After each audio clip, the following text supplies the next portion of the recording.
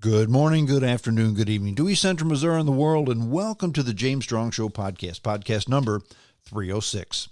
Thank you for joining us. Thank you for making us a part of your day. I appreciate it. This podcast was recorded on the morning of Saturday, March the 11th, from the James Strong Studio in western St. Charles County. Today's essay, The Henry Mancini You Never Knew. A lot of you may be scratching your head thinking a couple of things. First of all, who is Henry Mancini? Well, you've at least heard the name. You've certainly heard the music. He was a composer and arranger who was one of the most prolific of all times. Others of you may be saying, well, wait a minute, Strong, you've done the fill in the blank you never knew in the past. But they've basically always been rock and roll folks. That's not true. I think I did Dolly Parton a couple of months ago. But for the most part, they've been rock and roll people, mainly because I like rock and roll music. Well, I've always liked Henry Mancini's music. I guess you could call him the king of elevator music if you wanted to, but he's one of the, if not the most prolific motion picture and television scoring composer of all times. He was around for a long time. When I read his lists of accomplishments and the songs that he's composed, arranged, played, conducted, you'll know him immediately. But again, the Henry Mancini you never knew. I'll tell you things about Henry Mancini, things he's never done, and I guarantee, even if you were a big fan, you will not have known all the stuff that he's done. Beforehand, I did want to talk about a story that was in the news, and this kind of stuff happens every so often. And I did one about the fusion breakthrough that they had. This was about the seventh time in my life. They've come through with a new fusion breakthrough, and because of this new breakthrough, fusion is just on the cutting. Tomorrow we're going to have fusion that creates limitless electricity. Well, along those same lines is superconductivity. And ever since probably the 80s, I've heard, well, superconductivity is right on the threshold. And first of all, you think, well, what is superconductivity? Well, if you think of where your electricity comes from, okay, your electricity, I'm sitting here in my nice cozy studio in western St. Charles County, and my electricity is probably coming from a coal-fired power plant in the south of St. Charles County in Labadie, Missouri, right on the Missouri River. Probably, if I was on a little bit of a hill, I could see the smoke from the stacks from my house. When I camp in Klondike Park, if you know where that is, in Augusta, Missouri, you can hear the turbines revving. That's how close you are to it, okay? Now, that's where the electricity is generated. How does it get from there to here? Via wires. All wires have resistance, and they lose some component of the electricity from here to there. So, if I need 10 kilowatts, and 10 kilowatts starts from the Labadie plant and comes to my house, by the time it gets here, it's not 10 kilowatts anymore because it's lost some value. Just because from here to there, resistance, you lose value, okay? Superconductivity, in theory, means that from the source to the use spot, you lose nothing. And that would be huge.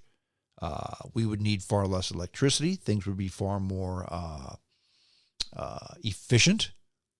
They would need to draw less amperage, which means if every electrical appliance, light, toy, charger, anything, if they all drew less wattage, then the power plant would need to produce less wattage. Okay, so superconductivity is a big deal, and it's been a big deal for a long, long time. And another story came through this week where And I'm going to read the headline, the scientific breakthrough that could make batteries last longer, creation of a new superconductor could also realize efficient electrical grids and improve nuclear fusion. I think I may have said fission before. It's fusion, not fission. I get the two mixed up all the time. Fission is nuclear. Fusion is not. I'm not a scientist. I'll just shut up. I'm probably saying the wrong thing. Anyway, the gist of this story, U.S. scientists say they produced the first commercially accessible material that eliminates the loss of energy as electricity moves along a wire, a breakthrough that could mean longer-lasting batteries, more efficient power grids, and improved high-speed trains. Now, materials that can conduct electric currents without any loss, so-called superconductors, have been wildly impractical because they typically need to be extremely cooled to like 320 degrees, minus 320 degrees Fahrenheit, and subjected to extreme pressure to work. So we've always had these superconductors, but they've got to be encased in something that's 320 degrees below zero, and pressures that exceed the pressures that are present at the core of the Earth. Okay, in other words, they're not practical. Okay, but now a group of researchers at the University of Rochester report that they've created a new superconductor that they can operate at room temperatures at much lower pressures than previously discovered superconducting materials. So you think to yourself, wow, this is a big deal. Now, this breakthrough has the potential to create less loss at the electrical grids and better and cheaper magnets for use in future nuclear fusion reactors. Now, that's among other things. That's according to Dr. Ringa Diaz. He's the assistant professor of mechanical engineering and physics at the University of Rochester. And he was the one who led this breakthrough work. Now, the Rochester lab found that this superconductor effect can now be done at 69 degrees instead of 320 below zero, okay? And at only 145,000 pounds per square inch of pressure. Now, that's about 1/360th the pressure at the Earth's core. And this is about a 10 degree Fahrenheit increase in the temperature and a drop of 1/1000th pressure compared to a study that they did back in 2020, okay? So you think to yourself, okay, they've really made huge, huge improvements on this, in theory, okay? Here's the thing, though. The pressure they're talking about, and while it's been reduced, what was the figure? I've lost the figure again. The pressure they said they've done this at is only 145,000 PSI. Okay. It's a far cry from the pressure that people experience at sea level. At sea level, in other words, the wires that run right now experience 15 PSI. They've gotten it down to 145,000.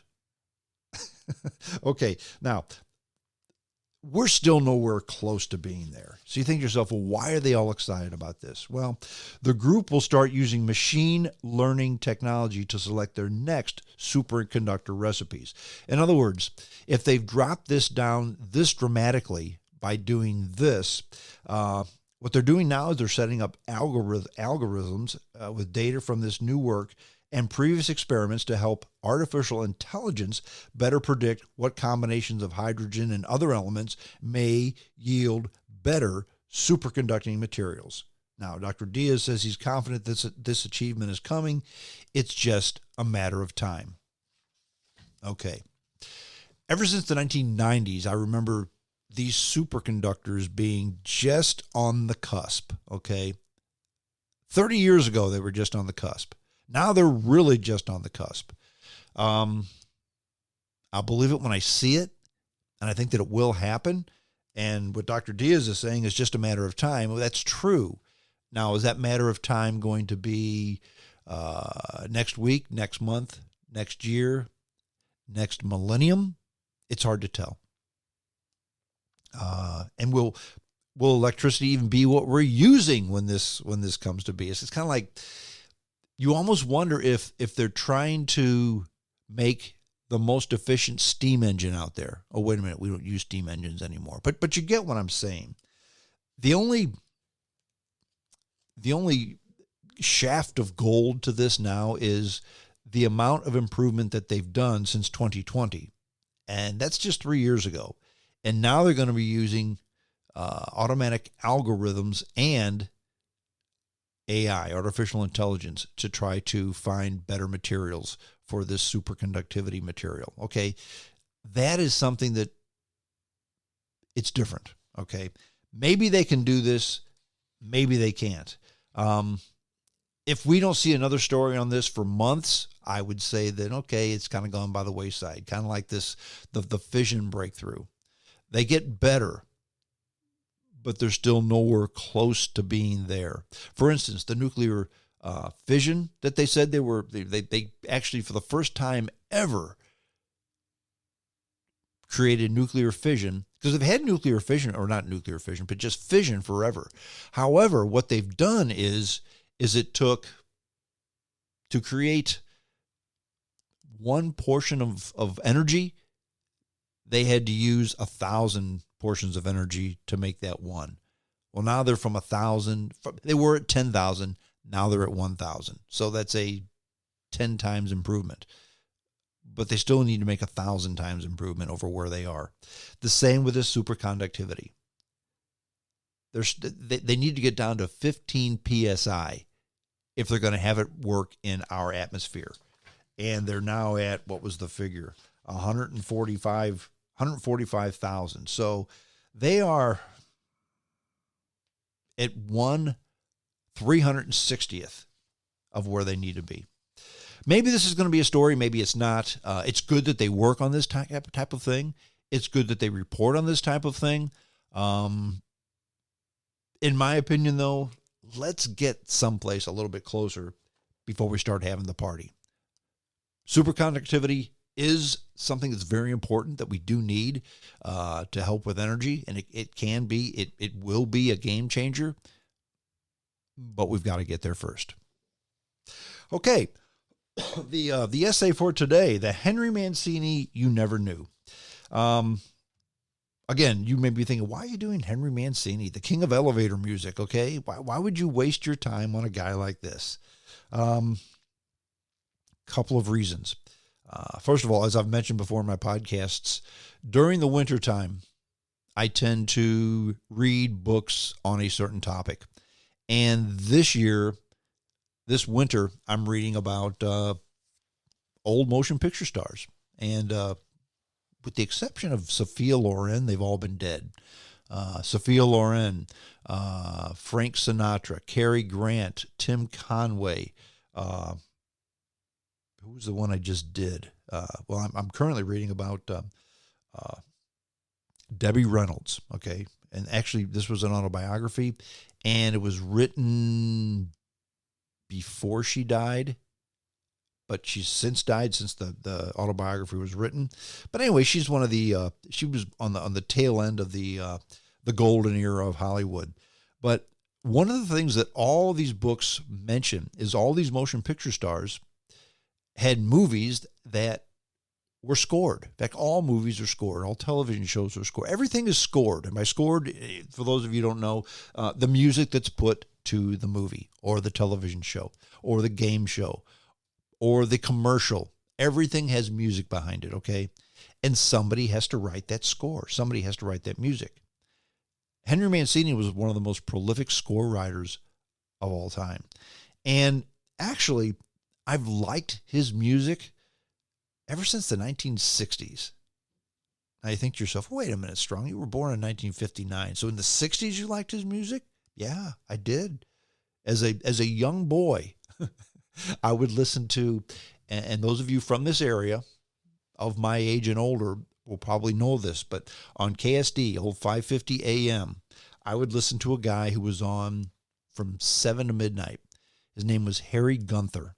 And Harry Gunther used to play that type of music, movie music, not so much the big band stuff, but Andre Castellanos, Percy Faith, Mantovani, Henry Mancini, Nelson Riddle, those types of songs. A lot of them were music scores, not so much hit songs from any era, but songs that you recognize, songs that were very popular, Academy Award music. Those were the arrangers I mentioned. Sometimes they were vocalized, sometimes they weren't. The singers, Frank Sinatra, Dean Martin, Ella Fitzgerald, and the like, okay? That type of music.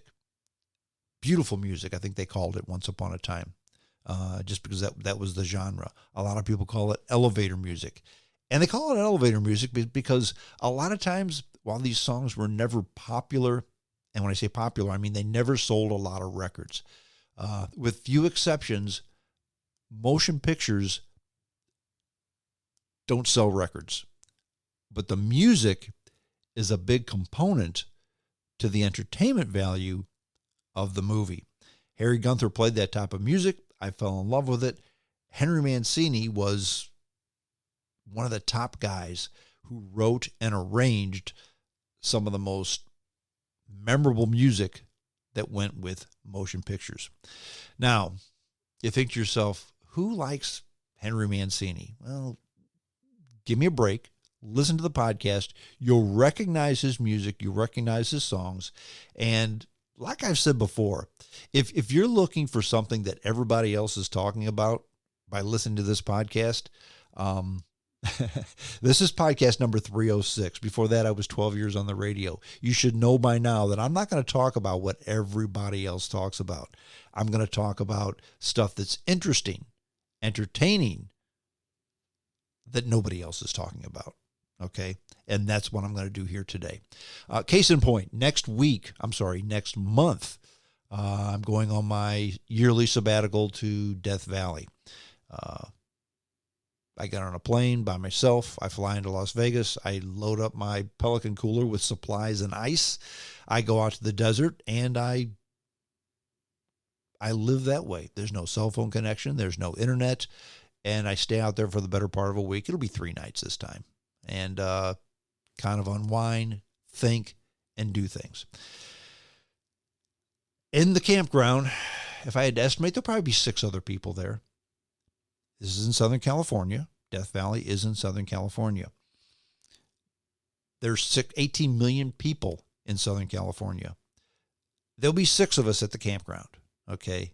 And there's a good chance none of them will be from Southern California. So the reason I say this is what I like to do. And there's only going to be 6 people there, probably.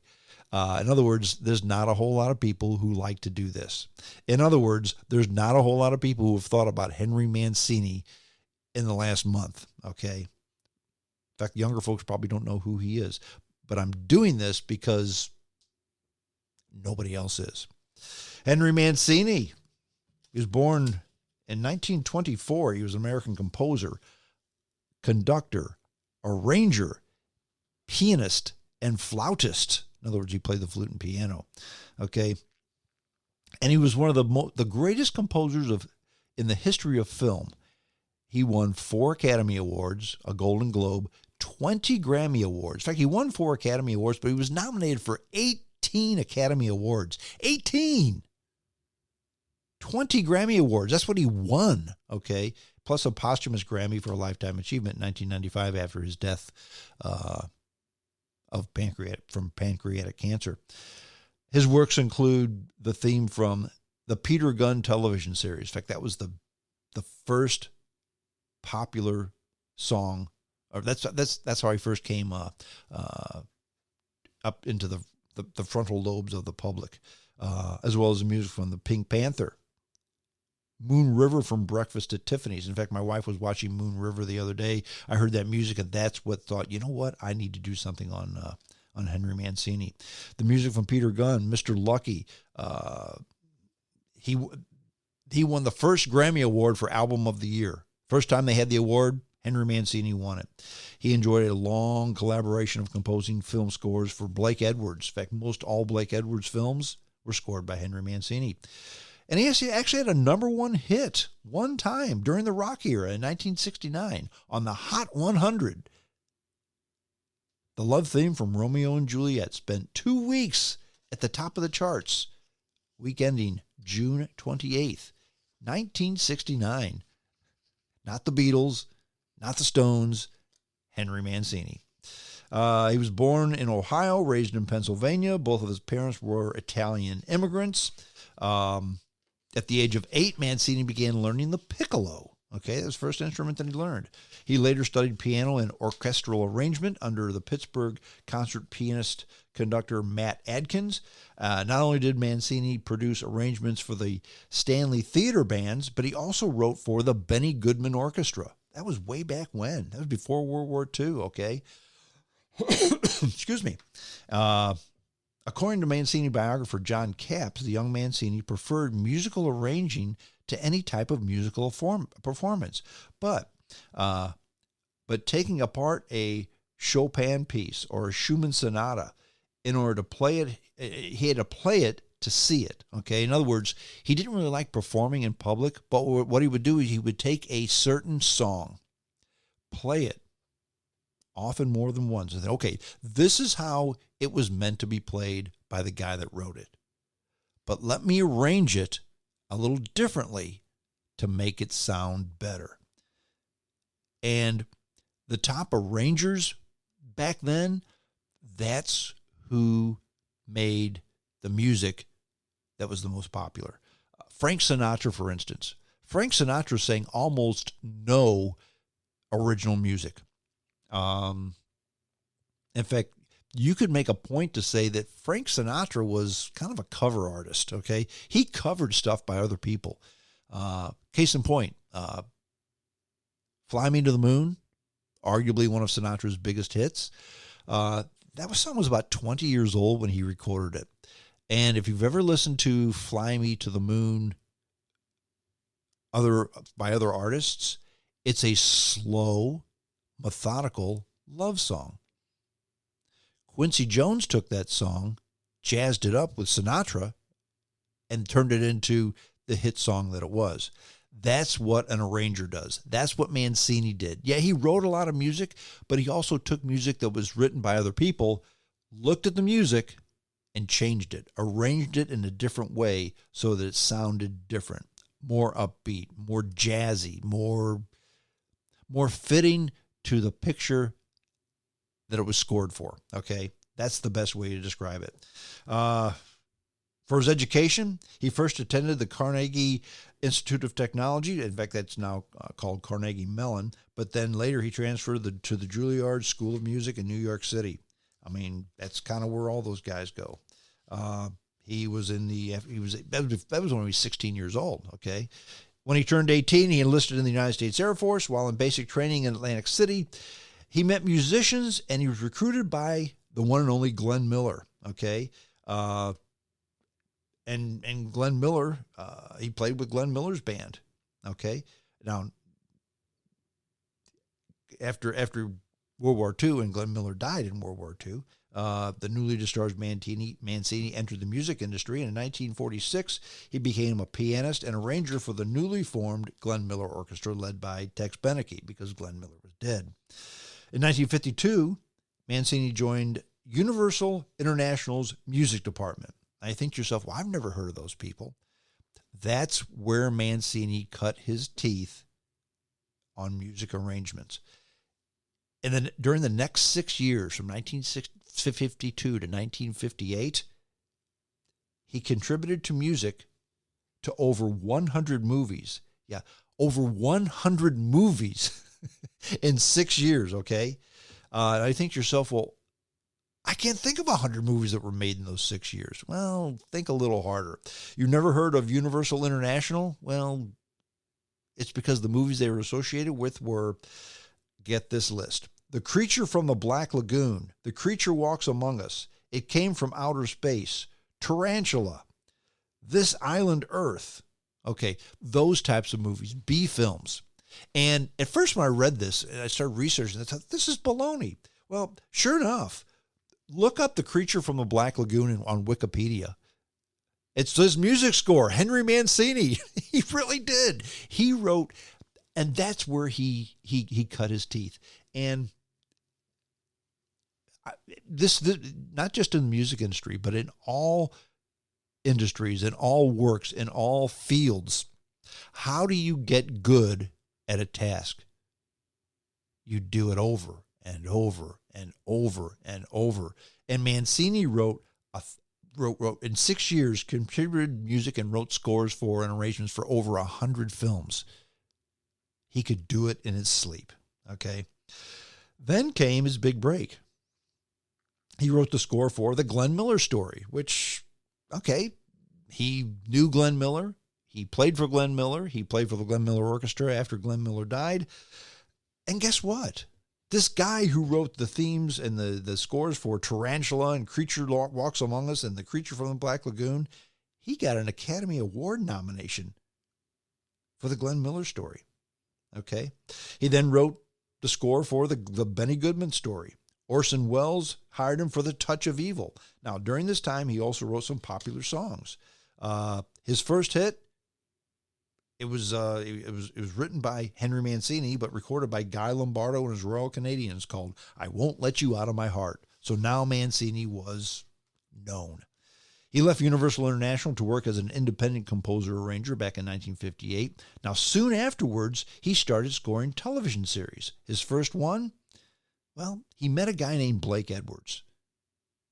They got along well. Blake Edwards was doing a spy TV show called Peter Gunn, and he wanted some type of like a catchy tune to the theme from Peter Gunn. He hired Mancini. The theme from Peter Gunn was born, and so was the relationship between Edwards and Mancini. They worked together over the next 30 years, or I'm sorry, over the next 35 years. They did 30 films together. Okay. He also did work with Alex North, Elmer Bernstein, Leith Stevens, and Johnny Mandel. Henry Mancini was a pioneer in the inclusion of jazz elements in late romantic orchestral film and TV scoring prevalent to the time. So basically, he'd take boring music, jazz it up a bit, and turn it into something that people liked. Okay? Mancini's scores for Blake Edwards included Breakfast at Tiffany's, Moon River, that was the song that Mancini did. The Days of Wine and Roses, the title song and the score. And then there was a little thing that he did. He did a Experiment in Terror, which isn't well known. But after that, he wrote a theme that everybody is familiar with. The theme from the Pink Panther and all the Pink Panther sequels. Those scores, that song, was Henry Mancini. Had he done that and only that, that would have put him at the top of the heap. But that was just one of the many things that he wrote. And he did it for a long time. The movie The Great Race, Henry Mancini. The Party, Henry Mancini. The movie 10, yeah, that movie 10 with Bo Derek, that was Henry Mancini. Victor Victoria, that was Henry Mancini. He also worked, he worked with Blake Edwards, but he worked with a lot of other directors too. Stanley Doden, he did Charade with Cary Grant. Two for the Road. He also worked for Howard Hawks, Man's Favorite Sport, and Hatari with John Wayne. In fact, Hatari, remember the song The Baby Elephant Walk? Everybody's heard of The Baby Elephant Walk. That was Henry Mancini. He worked with Martin Ritt on The Molly Maguires. He worked with Norman Jewison on Gaily Gaily. He worked with Paul Newman, the director Paul Newman, on Sometimes a Great Notion and The Glass Menagerie. He wrote with Stanley Kramer, Oklahoma Crude, that had George C. Scott and Faye Dunaway. George Roy Hill, yeah, that guy. The Great Waldo Pepper, that was Henry Mancini. Silver Streak, the Gene Wilder and Richard Pryor film, that was scored by Henry Mancini. Who's Killing the Great Chefs of Europe? That was scored by Henry Mancini. Okay? The list goes on and on. He also did a lot of television. The Money Changers, The Thornbirds, The Shadow Box, There was a TV show that I liked. It didn't run for very long, but starred Ross Martin called Mr. Lucky. He themed that. Remember the NBC mystery movie? You remember that, where they had Peter Falk as Columbo and Rock Hudson and I can't think of the name of the Susan St. James. They were a couple. Anyway, they had like 3 or 4 different mystery movies that they would do. McCloud, starring Dennis Weaver. The theme song where the guy was coming through with a flashlight and they'd play the music. That was Henry Mancini. The theme from Late Night with David Letterman. Yeah, Henry Mancini. That was him too. Okay. He also wrote for just to record for the easy listening radio format. He wrote a lot of other songs that were not just for movies, but that other people recorded. You think to yourself, I don't really remember hearing any hit songs by Henry Mancini other than film. Well, there's a rather long list of people who have recorded songs that were written and or arranged by Henry Mancini. Let me read this list to you. You may have heard of a few. Andy Williams, Paul Anka, Pat Boone, Anita Bryant, Jack Jones, Frank Sinatra, Perry Como, Connie Francis, Edie Gourmet, Steve Lawrence, Trini Lopez, George Maharis, Johnny Mathis, Jerry Vale, Ray Conniff, Quincy Jones, the Lennon Sisters, the Letterman, Herb Alpert, Eddie Kano, Sarah Vaughan, Percy Faith, Ferranti and Teicher, Horst Jankowitz, Andre Castellanos, Peter Nero, Liberace, Mantovani, Tony Bennett, Julie London, Wayne Newton, Arthur Fiedler, Peggy Lee, and Matt Monroe. Have you heard of a few of those people? All of those recorded songs by Henry Mancini. Pardon me. In fact, the Anita Kerr Quartet won a Grammy Award in 1965 for the album We Dig Mancini, and it was just a cover of Henry Mancini songs. Another guy who held Henry Mancini in high regard, and to some of you it may be the kiss of death, but Lawrence Welk. He featured Mancini music on his show all the time. He also wrote he had a brief television musical, a TV variety show from 72 to 73 called The Mancini Generation. Okay. And actually, I remember that show and I loved it. That's how much I loved Henry Mancini. Yeah, I was 13 years old tuning into The Mancini Generation. Maybe that tells you a little bit about me. But Mancini recorded over 90 albums in styles ranging from big band to light classical to pop. 8 of these albums were certified gold by the Recording Industry Album of America. So 8 out of 90, not a big deal. But again, remember, this is a guy who primarily just wrote scores for television and movies. Oh, yeah, and he did 90 albums. Oh, yeah, and 8 of them went gold. He had a 20-year contract with RCA Victor, resulting in 60 commercial record albums that made him a household name among artists of easy listening music. The king of elevator music, as I mentioned at the top of the podcast. Mancini's earliest recordings in the 50s and early 60s were jazz type, like Peter Gunn, Mr. Lucky, Breakfast at Tiffany's. But then Mancini shifted to recording primarily his own music on albums and film soundtracks. Relatively little of his music was written for recording compared to the amount that was written for film and industry. So, beginning with 1969 arrangement of Nino Rota's A Time for Us, that was his only early Billboard Top 100. It hit number 10. The number 1 hit, the love theme from Romeo and Juliet, that was his big hit. He did have one hit in that. Later in life, he appeared as a piano soloist and easy listening artist whose music primarily was written by other people. In other words, not only did he write his own music, but he later in life appeared playing other people's music. So he wrote enough of his own, but he would play other people's music. In fact, he toured with Doc Severinsen for a while. So it was Mancini on the piano, Doc Severinsen on the trumpet. His orchestral scores were Life Force, The Great Mouse Detective. I mean, these are other movies, okay, which tells you the, the diversity of Henry Mancini.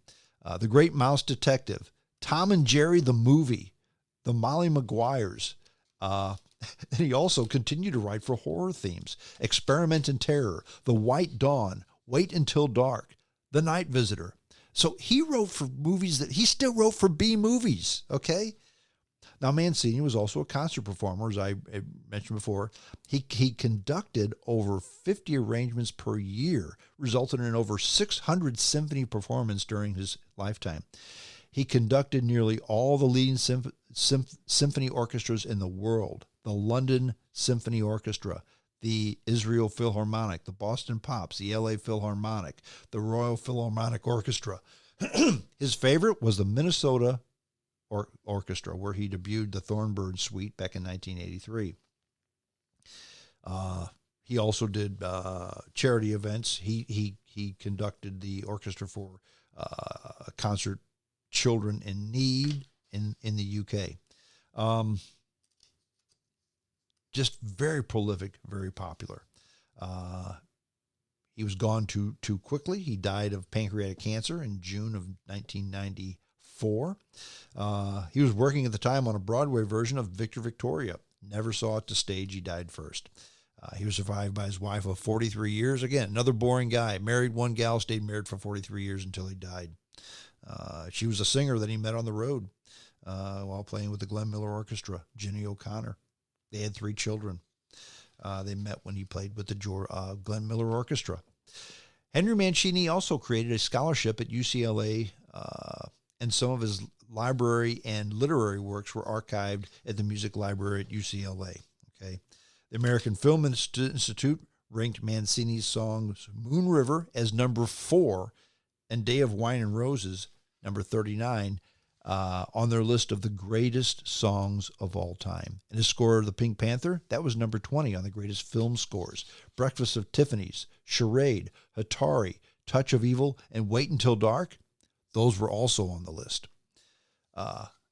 The awards that he received: 72 Grammy Awards he was nominated for. He won 20. He was nominated for 18 Academy Awards. That's almost one a year, okay? He won 4. He won a Golden Globe Award. He was also nominated for 2 Emmys. Now, in 1961, Mancini won 2 Academy Awards in 1 year. One for Moon River, as for Best Original Song, and then also for Best Scoring of a Dramatic or Comedy Movie for Breakfast at Tiffany's. Okay, 2 movies, 1 year. Two awards, 2 movies, 1 year. He also won Best Original Song again for the Days of Wine and Roses. That was in and then he won Best Original Score again in 82 for Victor Victoria. Those were his 4 Academy Awards. And the list goes on and on and on. Some of his hits, I shouldn't say hits because these were records, and for the most part, they really didn't chart very high. But then again, movie scores quite often don't. Mr. Lucky, Moon River, Atari, Days of Wine and Roses, Charade, Pink Panther, Deerheart, the theme from Hawaii, the love theme from Romeo and Juliet, which did make number 1. Moonlight Sonata, the theme from Z. I remember as a boy loving the theme from Z. Google that if you would. Go to YouTube and Google theme from Z and listen to that if you want to. I always liked that song as a boy, and I was probably the only 13-year-old that enjoyed the theme from Z. In fact, it was written in 1970, so I guess I was 11. The theme from the Molly Maguires, the Sean Connery movie, Darling Lily. Yeah, that was Henry Mancini too. Love Story, remember that movie? Yep, that was Henry Mancini. Cades County, remember that TV show with Glenn Ford? Yep, that was Henry Mancini. Nicholas and Alexandria, the film? Yep, that was Henry Mancini. Oklahoma Crude with George C. Scott and Faye Dunaway. Yep, Henry Mancini. Once Is Not Enough. Yep, the theme from Charlie's Angels. Yeah, that was Henry Mancini. The arrangement of Ravel's Bolero from 10. Yep, that was Henry Mancini. The Thornbirds. That was Henry Mancini. And the list goes on and on and on. While rock and roll is my favorite genre of music, I will say that I like most all music. Not all songs from all genres, but some songs from all genres. But the music of Henry Mancini is certainly something that if you're if you're in a reflective mood, if you want to relax, go to iHeartRadio or go to YouTube and listen to some of the more popular, the more well-known Henry Mancini songs. Close your eyes. Maybe go back to a simpler place in time and relax. And that, my friends, is the Henry Mancini that you never knew. Thank you for listening, and I appreciate it. JamesStrongShow@hotmail.com. That's my email address. If you want to get a copy of the show, just send me your email address. I'll put you on the list, and I will send you a link to the podcast upon completion, and you can download it and listen to it at your leisure. That's it. I'm done. Until next time, this is James Strong saying adios.